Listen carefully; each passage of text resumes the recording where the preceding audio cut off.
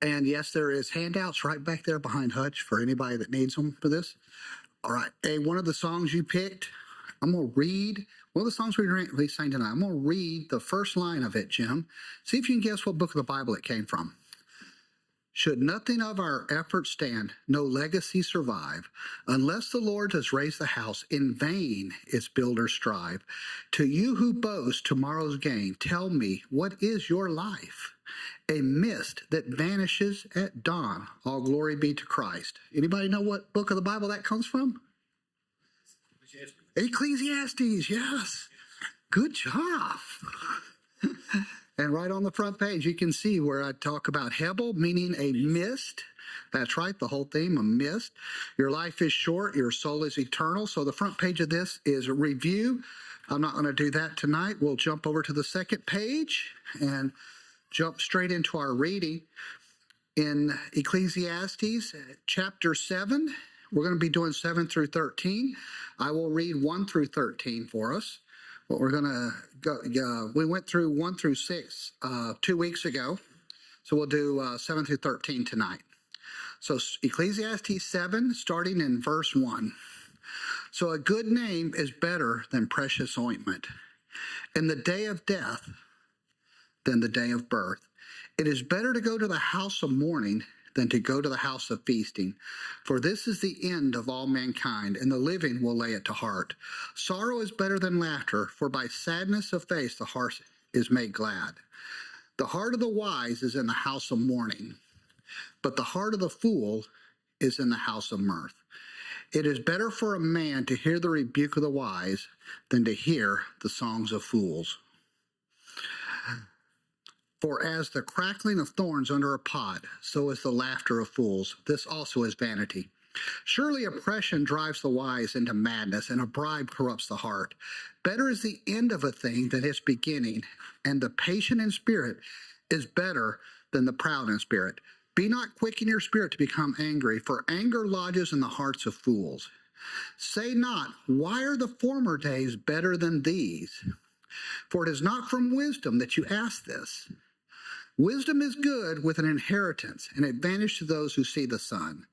For the protection of wisdom is like the protection of money, and the advantage of knowledge is that wisdom preserves the life of him who has it.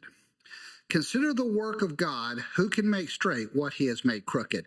And if you guys remember last week, the first 6 verse, we talk about how the day of death is better than the day of birth, and that things should be better and get better as you get older, okay? Things should be. Well, that theme is going to kind of continue tonight for those who live for the Lord. And remember, for those who live for the Lord, being sanctified in Christ, things should be getting better, okay? Things should be getting better. And we got a lady in our shirt wearing tonight wearing a shirt that is the perfect shirt for tonight. It has Mom, Nana, Grandnana, Great-Grandnana. It just keeps going up, okay? So things get better, because that's kind of the theme for tonight. But we're going to start in verse 7. Surely oppression drives the wise into madness, and a bribe corrupts the heart. So this is kind of thrown in the middle between the two things. We're going to go, but we're going to be, so we'll cover this, and then we're going to get right back into how things get better and better, or should be getting better. So what is oppression? So oppression is when a person or group of people use their power to force or intimidation to get something from a person or group of people with lesser power. We see that in the news today with people with Iran going on, right? They can be oppressed to pay money, provide labor without fair compensation. They can be oppressed to give up land and other material objects. So oppression is considered sinful in the Bible, okay? In that one is obtaining something from another unlawfully, okay? So again, it's obtaining something from someone unlawfully. If Jim works for me and he's hungry, he's got to feed his family, he can't get a job, and I know that, so I decide to pay him $1 an hour because I know he'll do it just to have something. That's oppressing, right?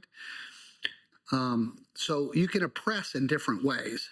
Leviticus 6, 1 through 5 said, the Lord spoke to Moses saying, if anyone sins and commits a breach of faith against the Lord by deceiving his neighbor in a matter of deposit or security, or through robbery, or if he has, here it is, oppressed his neighbor, or has found something lost and lied about it, swearing falsely, in any of all the things that people do and sin thereby. Sometimes in today's world, we like to call that good business practice, right? If you deceive his neighbor in a matter of deposit or security, today we like to call that a good business practice almost. But in the Bible, that God calls that a sin. That's oppression. That's robbery. So verse 4, if he has sinned and has realized his guilt and will restore what he took by robbery or what he got by oppression, or the deposit that was committed to him, or the lost thing that he found, or anything about which he has sworn falsely, he shall restore it in full and shall add a fifth to it and give to him to whom it belongs on the day he realizes his guilt. So surely oppression drives the wise into madness, okay? And that is what oppression is. You can see God doesn't like it. Why? Well, why would it drive a wise into a madness? Because here a wise person fears the Lord. What is the whole theme of Ecclesiastes? A wise man fears the Lord. Therefore, oppression should drive you crazy, right? If you fear the Lord, oppression should just go, whoa, God is going to hammer. His fist is going to come down on this person, okay? That is a wise person. That is why it drives the wise man crazy. Ezekiel 4:45-9, thus says the Lord God, enough, O princes of Israel, put away violence and oppression and execute justice and righteousness. Cease your eviction of my people, declares the Lord God. Jeremiah 22:17, but you have eyes and hearts only for your dishonest gain, for shedding innocent blood, and for practicing oppression and violence. So again, oppression drives the wise mad because they know it's sin and it upsets the Lord, okay? It should be the same for us. When we oppress, it should be the same for us, okay? It brings down the justice of God on a land, a nation, or a people, okay? So we think about that it brings it down on a land, nation, or people. Now, I'm going to tell you something. This may surprise you. Do you know it can bring it down? It can bring down the justice of God on your own household, on your own family. You can oppress those who work for you. You need to pay a fair wage. Okay, again, you can oppress those that you have power over. You can oppress the person that mows your lawn. You can oppress the person you pay to fix something in your house. Okay, you can be oppressive. Okay, that gets God's attention throughout the Bible. But did you know you can also oppress your spouse? Oh, it went dead quiet in here. You can oppress your spouse. And I give an example here. This is just made up. So if it hits home, I'm sorry. I made it up. I didn't know anybody's example here. So I say, so your wife wakes up, has a flu, but still makes you breakfast, packs you a lunch for work. She spends all day sick, but she still cleans the house while taking care of 4 kids, 2 of them still in diapers, 1 starting homeschool. You come home, turn on the TV, demand your dinner. Several hours later, you go to bed without saying a kind word. This is a normal day for you. Do you know that's oppression of your wife right there? You are oppressing your wife. As a husband, that's the kind of thing that God will judge you for. And I put a note in there too. This can be reversed as well. Wives can oppress their husbands as well, okay? It can go both ways. Again, when you look at the Bible, oppression is something God brings down on a household or a nation, okay? He does not like it, all right? When it says, love the Lord your God with all your heart, mind, soul, and your neighbor is yourself, the first neighbor should be your spouse. It should be your family. It should be your kids. You can't do that. You can't go across the street and do it right. If you can't do it right in your own home, you're not going to get it right across the street, okay? So we often see oppression as government officials oppressing us with higher taxes, or employers and oppressing us by forced overtime or low wages or whatever. But we can easily become oppressing those we should love and care for, okay? And it goes on to say, and a bribe corrupts the heart. So bribery is the opposite of oppression in that it is weaker, trying to gain favor with a more powerful person. So let's say like Hutch is the mayor here, and I slip him a bribe to let me bypass all the bureaucracy and start my own business in town without having to do any of the work, for it. Okay, so he has a higher power than me and I'm paying him a bribe, right? So that is wrong. Again, that is sinful. You don't do that. So it's the opposite of oppression in that it's the weaker trying to get the favor of a powerful person, okay? God has never liked it when money or services are exchanged for a favorable outcome that you do not deserve, okay? So again, we often think of bribery as slipping the judge or the policeman some money to overlook an offense committed, but a lot of times bribery means I bribed the judge. Let's say it's a case, I'm decided to sue my neighbor because I think their land, they got an acre of land that should be my land, so I decide to pay the judge to rule in my favor. Well, I just hurt my neighbor. I just stole land from him. I pay the judge, right? Or whatever it is, a car, anything. You can imagine whatever it is, okay? So a lot of times you're hurting somebody else with a bribe, okay? Anything like that, you are hurting somebody else. So bribe corrupts the heart, okay?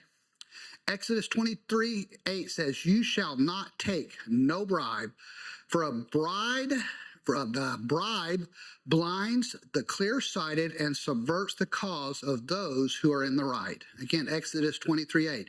"You shall take no bribe, for a bribe blinds the clear-sighted and subverts the cause of those who are in the right." Job 15:34. "For the company of the godless is barren, and fire consumes the tents of bribery." So again, as a Christian, we're not to bribe, okay? And also, this can be in our homes too. Again, a lot of times we think of this stuff as government officials, me bribing, but again, a wife or a husband can use bribery in their marriage. Paul warns about in 1 Corinthians chapter 3. Brandon went through this about a year ago. 1 Corinthians 3:3-5, okay? The Bible warns about husband and wife using bribery.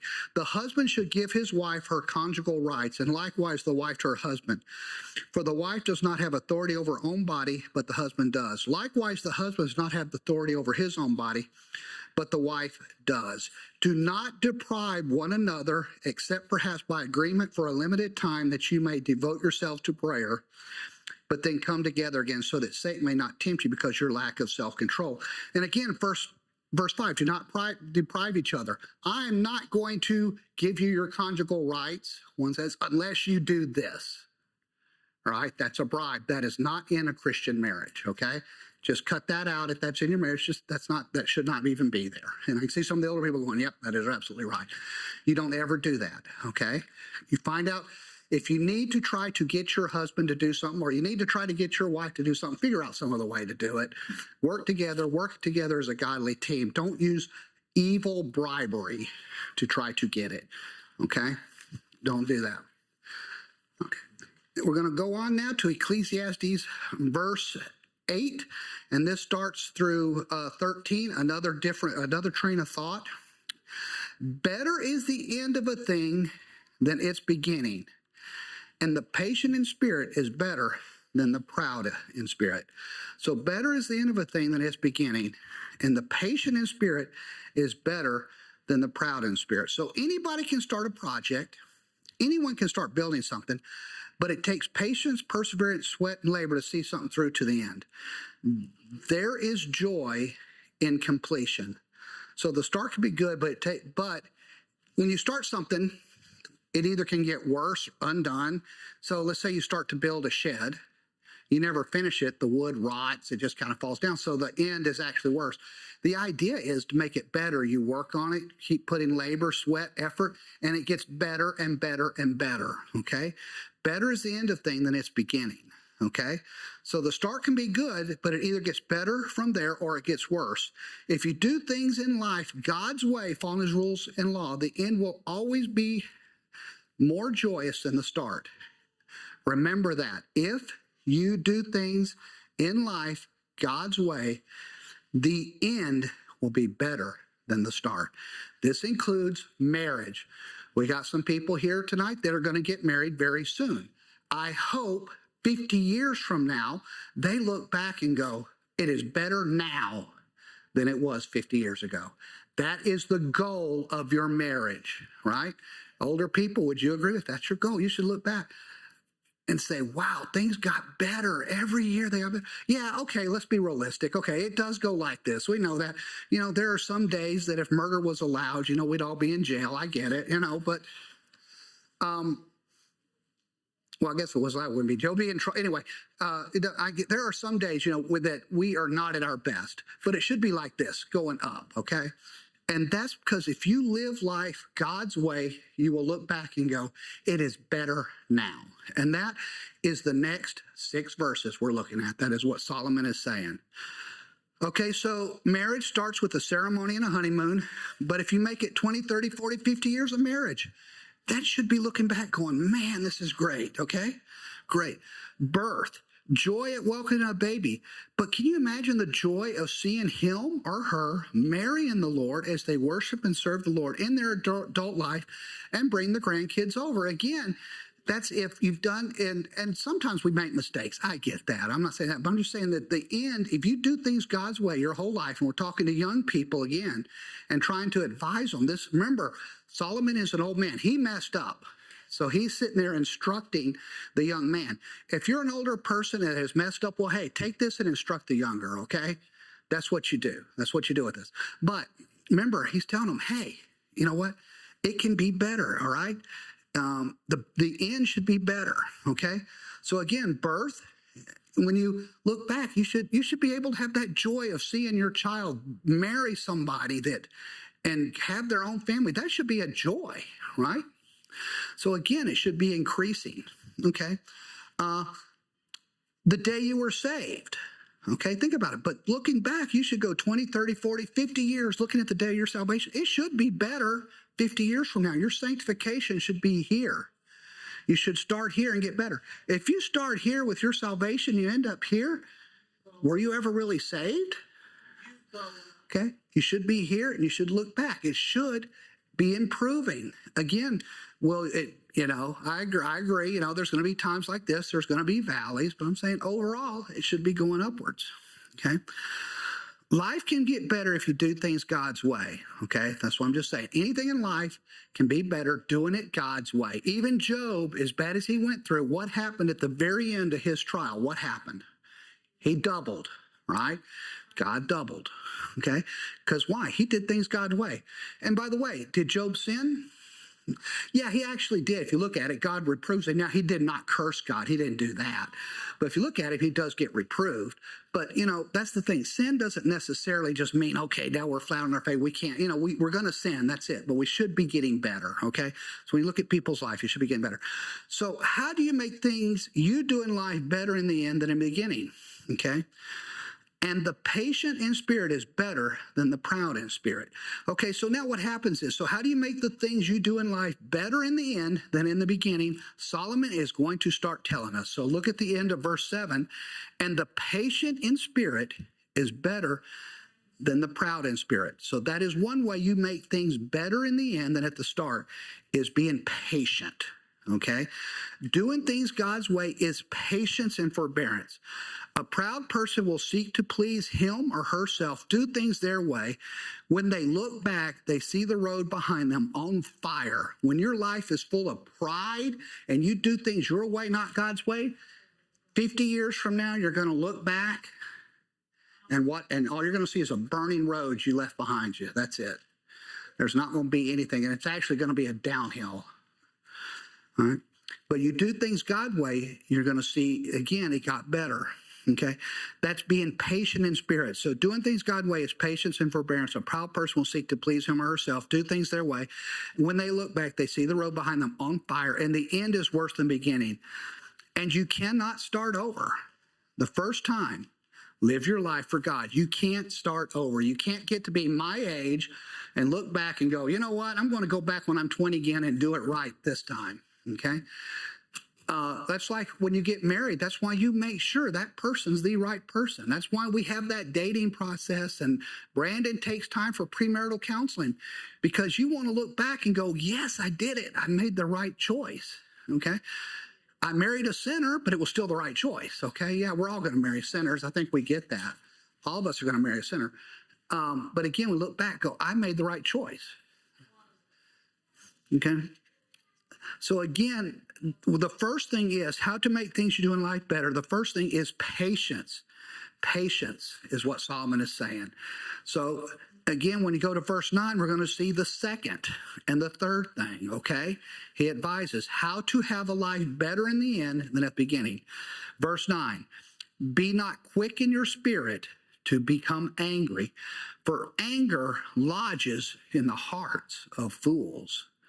How do you make your end of anything you do in life better than the beginning? We saw the first one, patience, from verse 8. That's a patient life. It's more like waiting on God. In this case, that patience is a waiting on God, accepting what God gives you patiently and living for him. But next, we have control your anger. Be not quick in your spirit to become angry. Control your anger. And I think when I was young and first married, even my wife would tell you, anger was my issue. Okay, I remember one time, and she likes to tell this story, so I'll tell her. We got a homeless person come up to us and bugging us right before we went to McDonald's, really bothering me. So we went in to eat, and I had to go out to the truck, get something, come back in, and the homeless person comes in and is covered in blood all over his face. And Summer's like, what did you just do to him? What did you do to this poor? I was like, I didn't do nothing. I didn't do it. And I didn't. He had fallen. But that was her first thought because she knew my reputation. And that was her first thought was, what did you just do to that poor guy? But God worked with me to take that out of my life, okay, through the years, okay? So anger, control your anger, okay? So now I can look back and go, yeah, God did help me through those times of my life when I could not control myself and I would just rage up, okay? So, and then also number 3, be forgiving. Do not let anger lodge in your heart. Learn to forgive and forgive. And you see from verse 9, it says that, for anger lodges in the heart of a fool. That means you're not a forgiving person. That means that somebody out here, let's just say, I'll pick another name, let's say Martin has angered me. He hasn't. Don't worry. Nothing's wrong. Nothing. We're all good. But suppose he has. Well, then I'm going to be angry for the next 3 months and sullen, and it's going to stay in my heart and just be there. See what I mean? Anger. I will not forgive. Okay? That actually harms you. It doesn't harm Martin when I'm like that. It doesn't harm him a bit. He probably doesn't even know. I'm just sitting there. Okay? But that's a life of unforgiveness. Okay? So a hot temper will burn down the things in life you work to build. Control your anger, and you will see your marriage and family improve. In a career, all projects are better when you control your temper. That's exactly what Solomon is saying, okay? 50 years from now, when you look back, if you've had an anger issue that whole 50 years, you can't control it. Again, you're going to see the road behind you burning with fire. Your marriage probably isn't going to make it, all right? Let's just be real. Things in life are not going to be good. Your career is probably going to be trashed through. I've seen people ruin their careers with anger. I've seen it. I've seen pastors fall out of churches over anger, okay, because they couldn't control it. And you know what? If you're going to be a pastor in church, you better control your anger because you have every right to get angry at some of us sometimes. You got every right to, all right? Because you're dealing with people that are sinners in life, okay? So again, you can't control your anger. That affects your marriage. That affects everything. Your life will be worse, okay? So in life, things will go wrong. It will happen. Will you blow your top or calmly deal with stress in life? Things will go wrong in life. You have all these dreams, things go wrong, period. God will test you. It will happen. Guarantee it. Just wait. How are you going to react? Will you blow up and start yelling at God, so to speak? Yell at your wife, yell at your kids, yell at your mom, dad, neighbors, whatever, okay? Control your temper. Then you can look back and say, yes, I did. I had a good life. For anger lodges in the heart of fools. And we said that is forgiveness or lack of forgiveness when anger lodges in the heart of fools. So it's, again, the opposite of forgiveness. This is anger and hate toward others that you keep in your heart. This is where you plan, you wait for the time to get even, for revenge is yours. The only way to satisfy your hurt is to hurt those who hurt you. Opposite of forgiveness. And this will make the end worse than the beginning. If you can't forgive in life, again, 50 years from now, when you look back, you're going to have troubles. And again, I know I'm saying this a lot, I'm using it a lot, but older people can tell you, even in marriage, you better learn to forgive. You better learn to forgive because you're marrying a sinner. You better learn to forgive. You know, how many times does God forgive you I guarantee you can't forgive your spouse as many times as God has forgiven you. You can't do it. You can't forgive anybody more than God has forgiven you. So actually, when God asks us to forgive, he's asking very little because he's done even more forgiving than we will ever do. Ephesians 4:32, be kind to one another, tenderhearted, forgiving one another. Even in the church, we are all brothers and sisters in Christ in the church. We need to forgive each other, okay? That's a peacemaking church. That's the kind of church every pastor wants, a church that forgives each other, lives in love, and seeks to have peace, okay? Colossians 3:13, bearing with one another, and if one has a complaint against another, forgiving each other as the Lord forgiven you. So you also must forgive. And again, forgiveness is there. Okay, verse 10. Say not, why were the former days better than these? For it is not wisdom that you ask this. Now, I got convicted by this because I've told my daughter many times when I was her age, I had to walk 5 miles to school uphill through the snow both ways, you know. So, no. But anyway, say not, why are the former days better than these? Okay, that's looking back and saying your past is better. Things that started, and it should not be. For the man that lives life for God, it should not be that way, okay? Even spiritually, okay? We looked there earlier in Ecclesiastes 1, we're talking about your day of death being good. Even here, do not look back and say, burn these. After you die, it should be better than when you were alive. You should be going into heaven to be with Christ, our Lord and our Savior. The fool looks back, who's in hell, and thinks that his life was better because it was. Because life on earth is the best he ever had. I think John MacArthur had a great saying about that. But again, think about that. After you die, the wise man that lived his life for God will look back on his life and go, yeah, that was the worst. Now I'm in eternity with God. This is the best. But it should be like that in life. Things should be getting better. And again, the fool is the one who did not fear the Lord, ignored his ways, lived his life for himself. And when he dies, that's the best he will ever have was his life, because things will be eternally worse for him, okay? So say not, why were the former days better than these? For it is not from wisdom that you ask this. This is the Psalm of Solomon saying these things. A foolish man who has wasted his life look back and says, why were the former days better than these? The answer is because this fool basically wasted his life living for himself, doing things his way, having a life of anger, not forgiving, not really having a life dedicated to God, okay? He didn't give his life to God. He wasted a life. Okay, the answer is because you wasted your life living a life not pleasing to God. A wise man will never look back and see the beginning better than the end, because a wise life looks back and says the end is better. Again, hopefully, you've lived your life for God. You get to the end of your days, you look back and go, wow, I'm ready to go be with the Lord. Okay, the end is better. So sometimes the beginning may look better to men.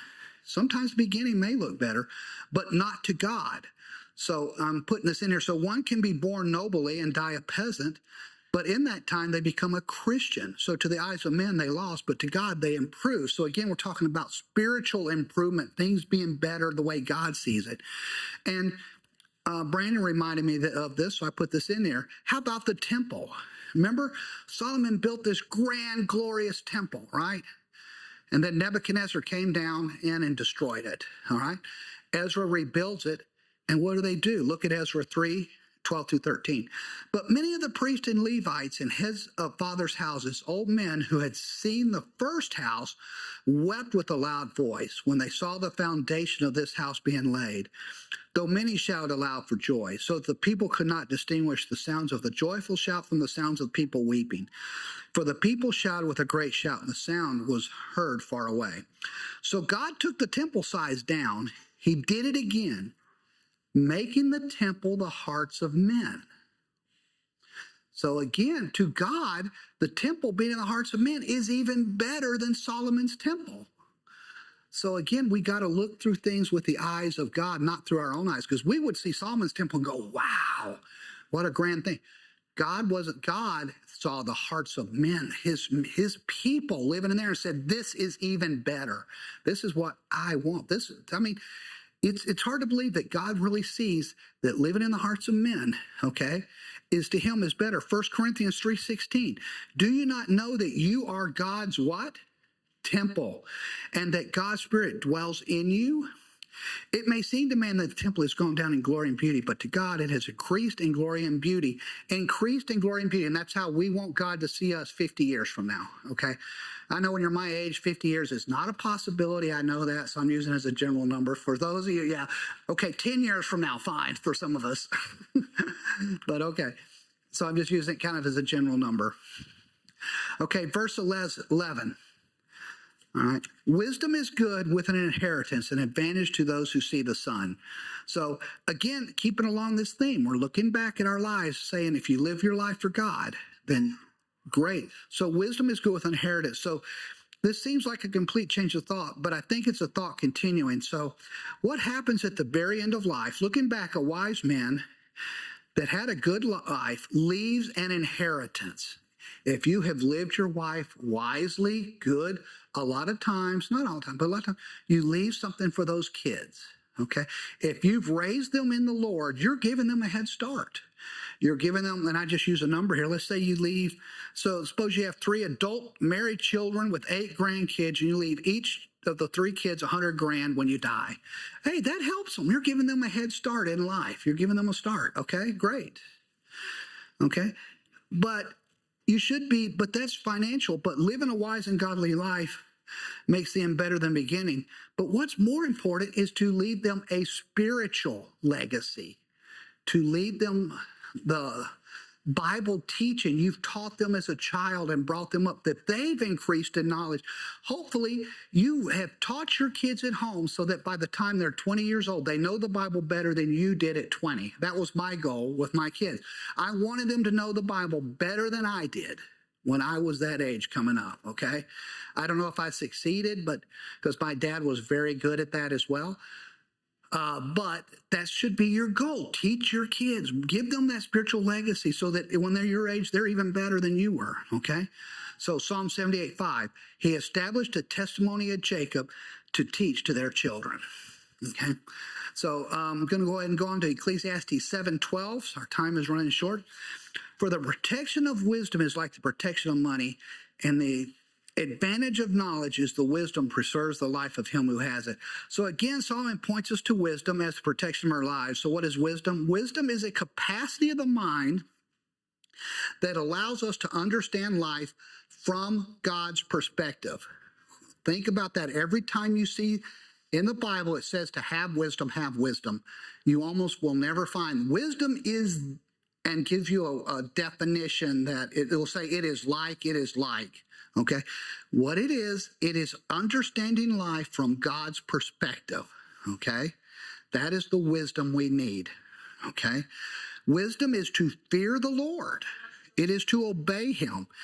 And knowledge is to know God and to know his ways as he has instructed us in the Bible. That's the 2 things it says here. For the protection of wisdom is like the protection of money. The advantage of knowledge is that wisdom preserves the life of him who has it, okay?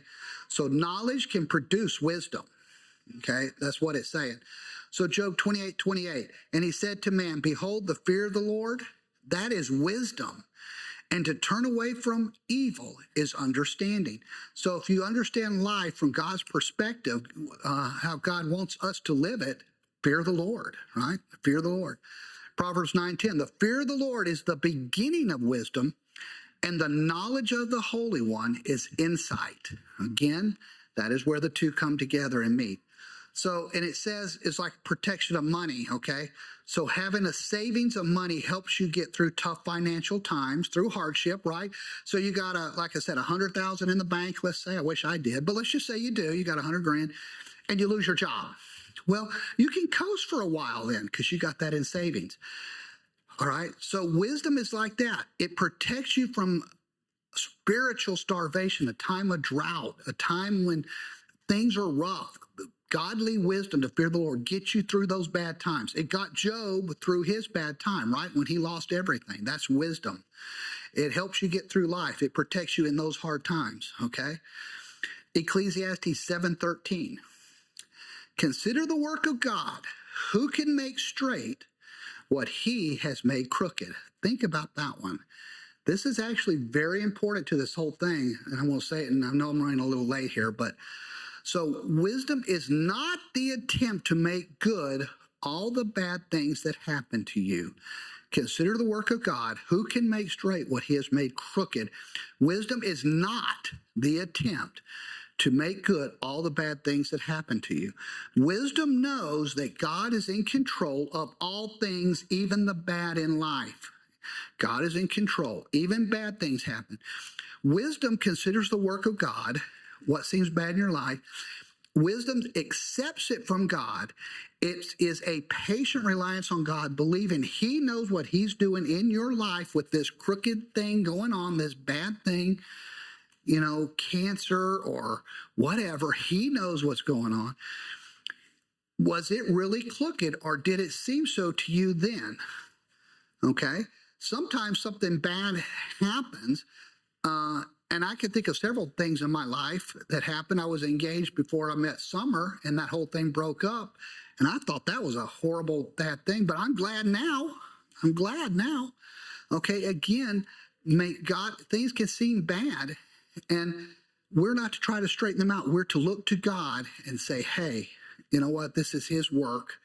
Let's patiently go through this, and let's see what happens. So a wise man does not try to straighten what God has made crooked. And with that, I will turn it over to Brandon for questions and answers. And I did run a little late, so I'm sorry, Pastor, but I will turn it over to you.